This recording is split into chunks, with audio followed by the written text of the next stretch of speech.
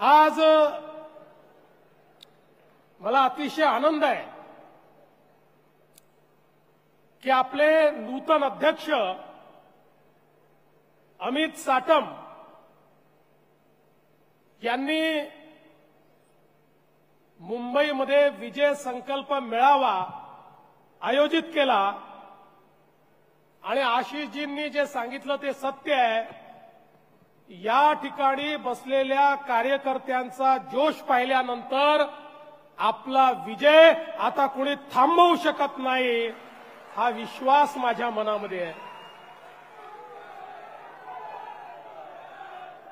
मागच्या महानगरपालिकेत थोडक्यानी राहिलो होतो, 2च कमी पडले होते।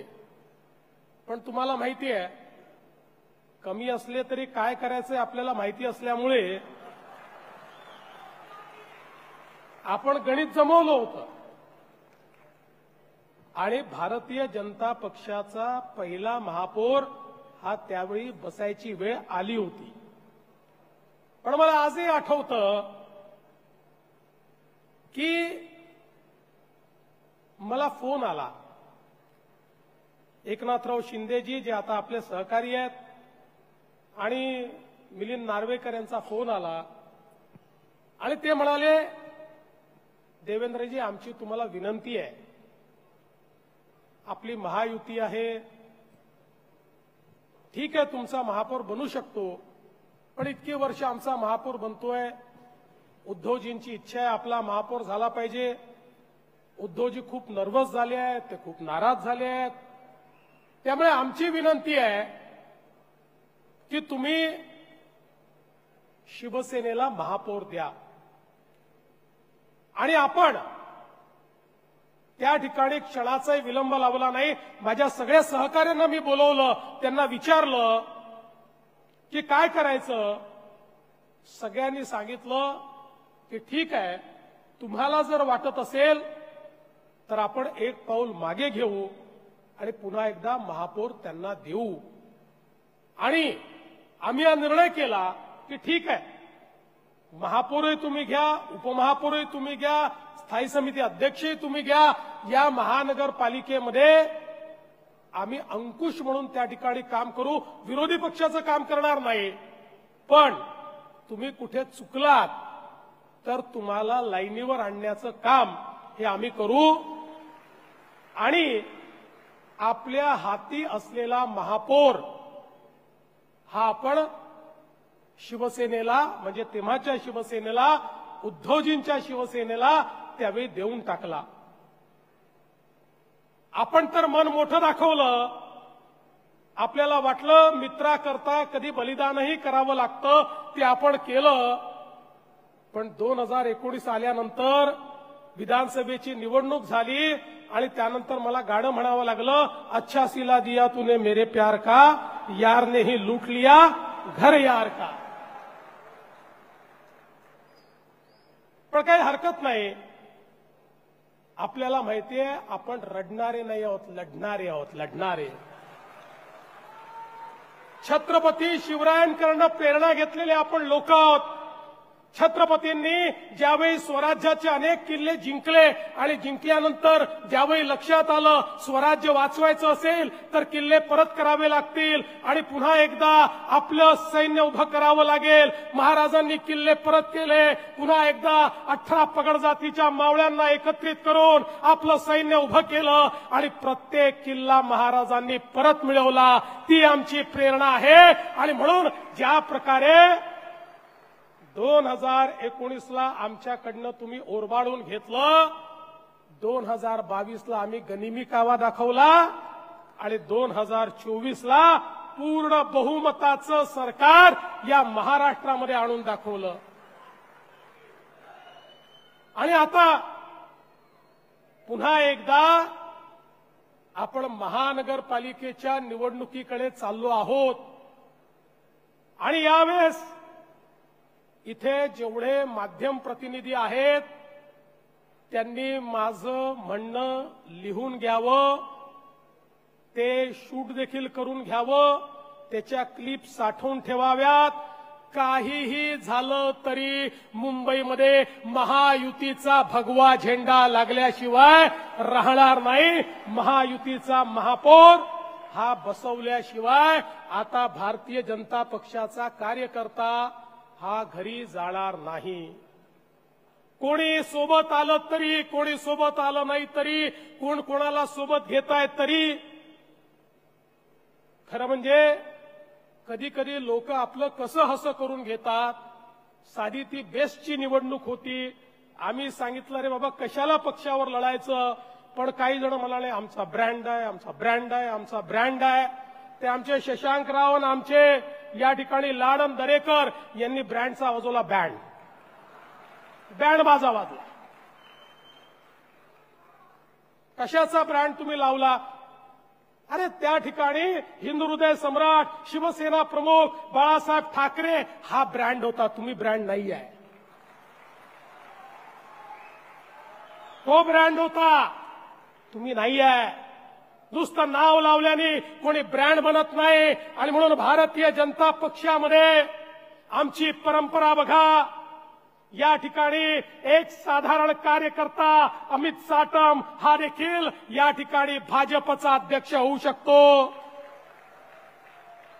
लोढाजींनंतर लोढांचा मुलगा अध्यक्ष झाला नाही, शेलारांच्या नंतर शेलारांचा मुलगा अध्यक्ष झाला नाही, एक अमित साटम हा या ठिकाणी अध्यक्ष झाला. ही भारतीय जनता पक्षाची परंपरा आहे. हा कार्यकर्त्यांचा पक्ष आहे. हे नेतृत्व जनतेतनं तयार होतं. त्यामुळे आमच्याकडे चहा विकणारा हा जागतिक ब्रँड म्हणून जगामध्ये एस्टॅब्लिश होतो. अशा प्रकारचा ब्रँड निर्माण करणारा आमचा पक्ष आहे. त्यामुळे आम्हाला कोणी ब्रँड सांगू नये. या ठिकाणी जगातला सगळ्यात मोठा ब्रँड हा आमच्याकडे आहे. त्याचं नाव नरेंद्र दामोदर दास मोदी आहे.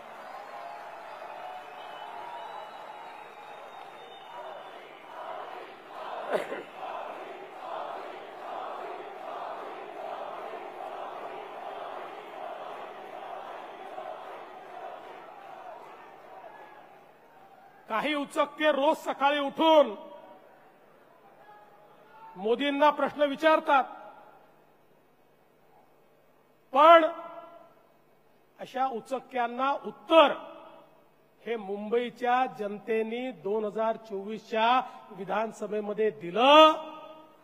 आणि मुंबई कोणाची याचं उत्तर सातत्याने 2014, 2019 आणि 2024च्या विधानसभेमध्ये मुंबईकरांनी दिलं. अरे मुंबई ही भाजपची, मुंबई ही महायुतीची, मुंबई ही भाजपा शिवसेना महायुतीची. शिवसेना म्हणजे कोणती?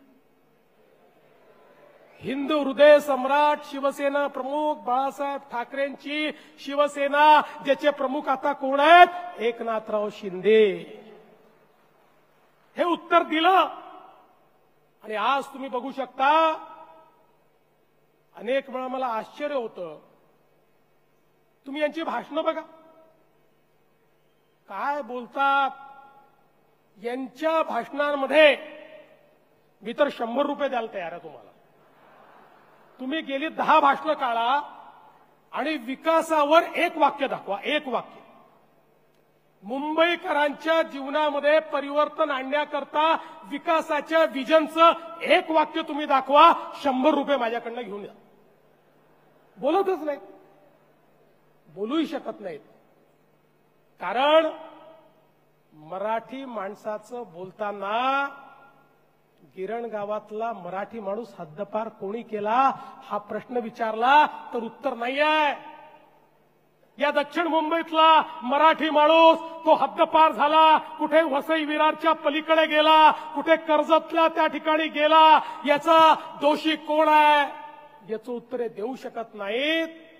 पण त्याच वेळी याच मुंबईमध्ये मुंबईतली सगळ्यात मोठी चाळ बीडीडी चाळ, ज्या बीडीडी चाळीत राहणारा माझा मराठी माणूस, त्याच्यावर आलेलं संकट होतं. इतके वर्ष केवळ बिल्डरांच्या दबावाखाली बीडीडी चाळीला तुम्ही त्या ठिकाणी विकसित होऊ दिलं नाही. आम्ही विकसित करून दाखवलं. या देवा भाऊनी विकसित करून दाखवलं. आज बीडीडी चाळीचा जो प्रकल्प आहे संपूर्ण एशियातला सगळ्यात मोठा अर्बन रिन्युअलचा प्रकल्प आहे, ज्या ठिकाणी माझ्या मराठी माणसाला 120 फुटाची जागा होती, 120 फुटात राहत असलेला माझा मराठी माणूस आज 540 फुटाच्या घरामध्ये त्या ठिकाणी गेला. आमच्या प्रवीणजीच्या पाठपुराव्यानंतर आता आमच्या अभ्युदय नगरमध्ये राहणारा माझा गिरणी कामगार, माझा मराठी माणूस, माझा त्या ठिकाणी ज्याच्या कष्टावर ही मुंबई उभी राहिली, त्याला देखील या ठिकाणी 550-600 स्क्वेअर फूट जागा आता देण्याचा निर्णय आम्ही केला आणि त्याचंही काम आम्ही करतो. या मुंबईतल्या गिरगावामध्ये ज्यावेळी मेट्रोचं काम सुरू होतं त्यावेळी गिरगावातल्या मेट्रोमुळे अफेक्टेड लोकांना वाटायचं आता पुन्हा एकदा आमच्यावर संकट येणार आणि आम्हाला मुंबईतनं हद्दपार व्हावं लागणार. आम्ही निर्णय केला नाही, त्याला या ठिकाणी गिरगावमध्येच आम्ही पुनर्वसित करू आणि त्याच्या पुनर्वसनाच्या इमारती त्या गिरगावातच आम्ही बांधल्या.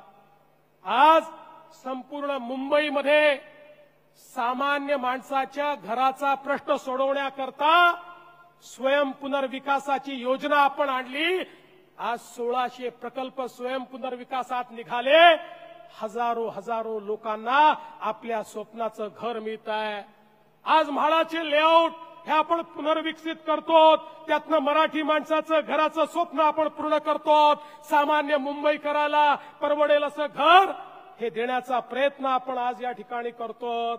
माझा सवाल आहे, यातली एक तरी गोष्ट तुम्ही करू शकलात का?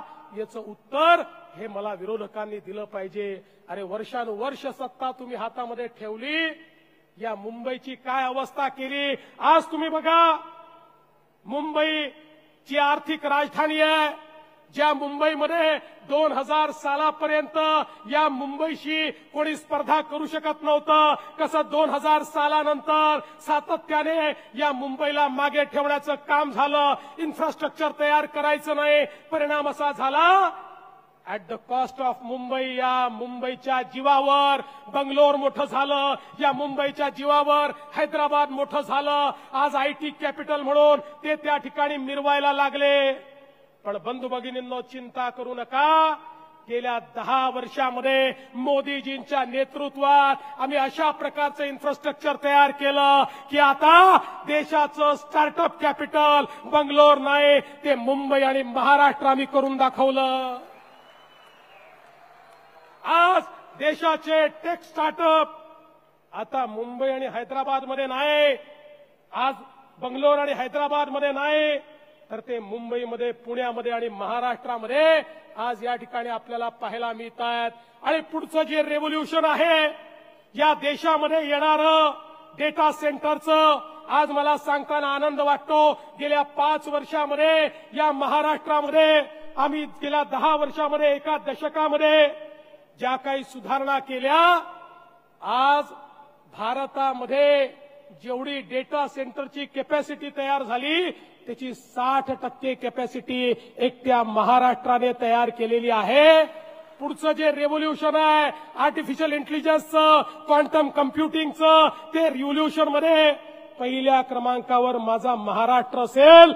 आणि पुन्हा एकदा मुंबईला 30 पोझिशन, त्याचं तेच स्थान परत करण्याचं काम आम्ही या ठिकाणी केलं. आज आपण पाहू शकतो, मगाशी अमित साटम म्हणाली गोष्ट खरी आहे. हे जेवढे प्रकल्प आहेत, या एकाही प्रकल्पाची संकल्पना माझी नाही. हे सगळे प्रकल्प 30 वर्ष 40 वर्षापूर्वी संकल्पित झाले, पण दुर्दैवाने ज्यांच्या हाती सत्ता होती त्यांना स्वप्नही बघता येत नव्हते आणि स्वप्न पूर्ण तर करताच येत नव्हते. त्यामुळे यातलं एकही काम ते पूर्ण करू शकले नाहीत.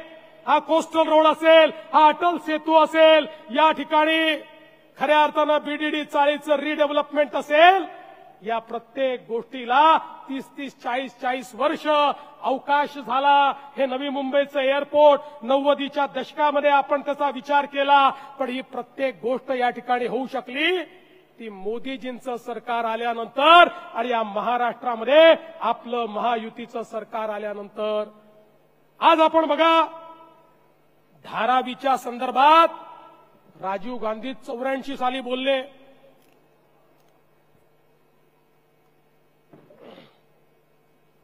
निवडणुकीत पाणी पाजायचं म्हणून थोडं पिऊन घेतो. 85 साली धारावीच्या संदर्भात राजीवजी बोलले. 85 पासून 2014 पर्यंत धारावीचं काही होऊ शकलं नाही. पण आज जगातला सगळ्यात मोठा स्लम रिडेव्हलपमेंटचा प्रोजेक्ट हा धारावीचा प्रोजेक्ट आता सुरू झालेला आहे. आणि धारावीकरांनो, मी तुम्हाला सांगतो, 10 लाख लोकांना घर हे आम्ही या धारावीच्या प्रकल्पात देतो आहोत. 10 लाख लोकांना. आणि जेवढे एलिजिबल आहेत या प्रत्येकाला धारावी मध्येच घर आम्ही देणार आहे. पण पहिला प्रकल्प असा आहे की जो एलिजिबल नाही त्यालाही घर देण्याचा निर्णय आपण केला. कारण आपल्याला माहिती होतं याला इनएलिजिबल ठरवून इथनं जर बाजूला काढलं तर बाजूला तो झोपडपट्टीच तयार करेल, त्याच्याकडे दुसरा पर्याय नाहीये. त्यामुळे प्रत्येकाला घर देणारा. आणि हे करत असताना आम्ही विचार केला की धारावी ही केवळ एक निवासी वस्ती नाहीये, एक इकॉनॉमिक पॉवर हाऊस आहे. आज त्या ठिकाणी पोट्रीचं काम असेल, त्या ठिकाणी वेगवेगळ्या प्रकारे लेदरचं काम असेल, त्या ठिकाणी फूड इंडस्ट्री असेल, त्या ठिकाणी स्मॉल स्केल इंडस्ट्री असेल. इतकी मोठी इंडस्ट्री आहे. अरे तुम्हाला जे पाहिजे ते त्या ठिकाणी बनवून मिळतं. अशा प्रकारची धारावी आहे. अशा प्रकारचे त्या ठिकाणी कलाकार लोक राहतात, अशा प्रकारचे कारीगर राहतात. आणि म्हणून निर्णय केला की या धारावीतली ही जी इंडस्ट्री आहे ही पण बाहेर जाणार नाही. धारावीच्या इंडस्ट्रीला धारावीमध्येच आम्ही जागा दिली. चांगल्या पद्धतीनं त्यांना या ठिकाणी अनऑर्गनाइज सेक्टरमधनं ऑर्गनाइज सेक्टरमध्ये आणलं. आणि 5 वर्षाकरता सर्व प्रकारचे टॅक्सेस हे आम्ही त्या ठिकाणी माफ करून टाकले. त्यामुळे पुढच्या काळामध्ये धारावीमध्ये एक मोठी इंडस्ट्री आपल्याला तयार झालेली दिसेल. सामान्य माणसाच्या जीवनामध्ये परिवर्तन घडवण्याचं काम आम्ही केलं. आज आपण पाहू शकतो या ठिकाणी मेट्रोचं जाळं आपण तयार केलं. 15 वर्षात 11 किलोमीटर आणि 10 वर्षामध्ये 354 किलोमीटर हा फरक आहे. हे परिवर्तन आपल्याला पाहायला मिळत आहे. आणि आता 30 तारखेला माननीय मोदी साहेब ज्यावेळी अंडरग्राऊंड मेट्रो जी आहे ती आपल्या कफ परेड पासून सुरू करतील, ती देखील एशियातली सगळ्यात मोठी सिंगल लाईन असणार आहे अंडरग्राऊंडची. आपण कनेक्टिव्हिटीचा विचार करा. आपण कोस्टल रोड केला, आता आपण बांद्र्यावरनं वर्सोव्याचा रोड करतोय. वर्सोव्यापासनं भाईंदरपर्यंत आपण रोड करतोय. भाईंदरच्या उत्तरपासनं विरारपर्यंत रोड आपण करतोय. म्हणजे मुंबईकरांकरता हे का महत्वाचं आहे तर मुंबईची 60% मुंबईचं ट्रॅफिक हे वेस्टर्न एक्सप्रेसवेवरनं जातं. 60%. आणि या वेस्टर्न एक्सप्रेसवेला पर्यायी कोस्टल रोड हा पूर्ण भाईंदरपर्यंत आणि मग पलीकडे आपण वसई विरारपर्यंत तो देतो आहोत. त्यामुळे मुंबईचं जे स्वप्न आपण बघितलेलं आहे की मुंबईतल्या कुठल्याही भागातनं कुठल्याही भागात जायचं असेल तरी 59 मिनिटाच्या आत व्यक्ती पोहोचला पाहिजे. अशा प्रकारचं मुंबईचं अर्बन प्लॅनिंग हे आपण या ठिकाणी केलेलं आहे. मुंबईकरांचं अर्ध आयुष्य हे रस्त्यावर जातं नाही तर ट्रेनमध्ये जातं. त्याला कुठेतरी चांगल्या प्रकारे सुविधा मिळाल्या पाहिजेत हा आपला प्रयत्न आहे. आज आपण जे बोगदे तयार करतोय, ईस्ट वेस्ट कनेक्टिव्हिटीचे आपले बोगदे असतील की ज्याच्यातनं आपल्याला कल्पना आहे की ठाण्यापासनं तर अगदी बोरीवलीपर्यंत बोगद्यातनं आपल्याला येता येईल. 1.5 तासाचा जो प्रवास आहे हा प्रवास 20 मिनिटाचा प्रवास आपण त्या ठिकाणी करणार आहोत. असे अनेक कार्यक्रम आपण हातामध्ये घेतलेले आहेत. या मुंबईच्या सामान्य माणसाच्या जीवनामध्ये एक कनेक्टिव्हिटी ही आपण त्या ठिकाणी देतो. मुंबईची जी आपली सबर्बन रेल्वे, आपली लोकल आहे. मी मोदी सरकारचे आभार मानेन.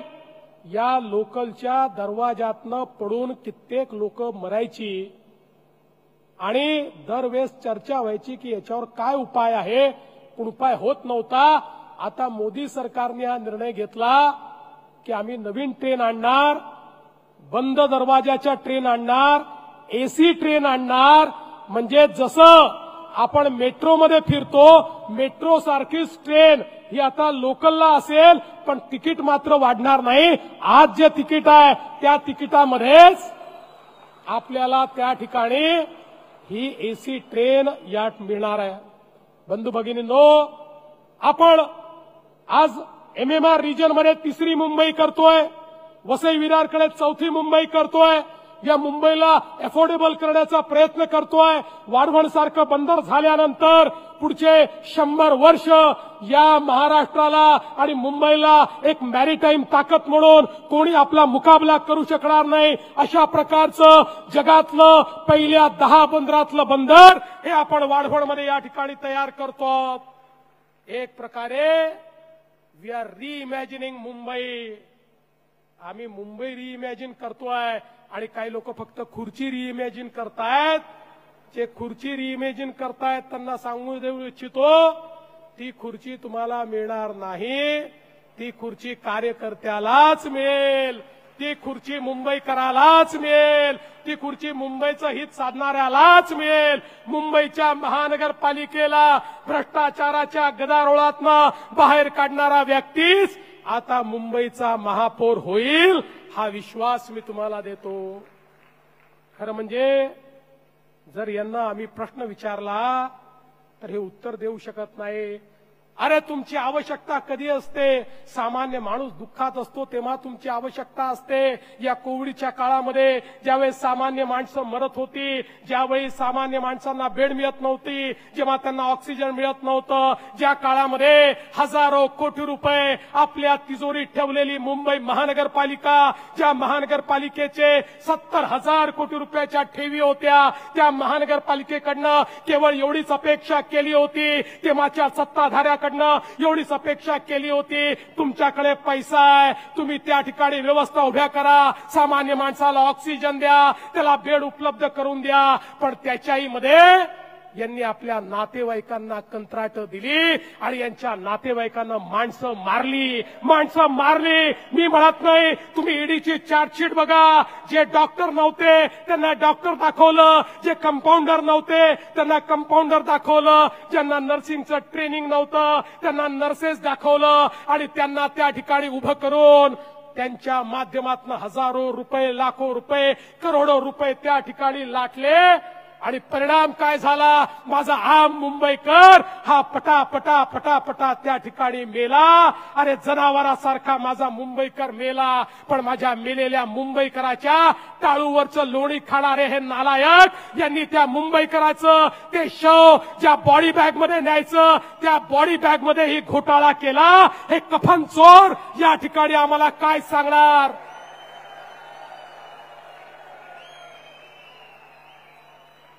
हे कफन चोर ज्याने कफनमध्ये चोरी केली, हे कफन चोर कोणच्या तोंडानं मुंबईकरांपुढे येत आहेत, हा माझा सवाल आहे. आणि म्हणून काळजी करायचं कारण नाही आहे. मी तुम्हाला विनंती करण्याकरता आलो आहे. आता मुंबईमध्ये आपल्याला घरोघरी जायचंय, आपण काय केलं हे सांगायचंय, यांची करतूत ही सगळ्यांपुढे आणायची आहे. आणि एकदा यांची करतूत लोकांपुढे आली तर आपल्याला मतही मागण्याची आवश्यकता नाही. लोक यांना घरी बसवल्याशिवाय राहणार नाहीत. आणि म्हणून आज या विजय संकल्प मेळाव्याच्या माध्यमातून हा संकल्प करा की आम्हाला मुंबईमध्ये महायुतीचा महापौर बसवायचा आहे.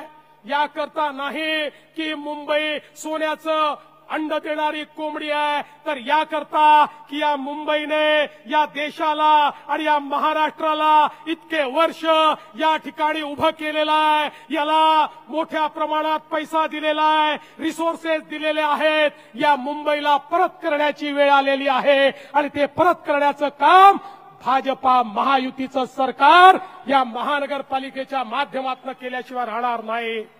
बंधू भगिनींनो, आज हा संकल्प घेऊन आपण घरी जावं एवढीच आपल्याला विनंती करतो आणि माझं बोलणं संपवतो आणि जाता जाता अमितचं मनापासून अभिनंदन करतो आणि माझं बोलणं संपवतो। धन्यवाद। जय हिंद, जय महाराष्ट्र।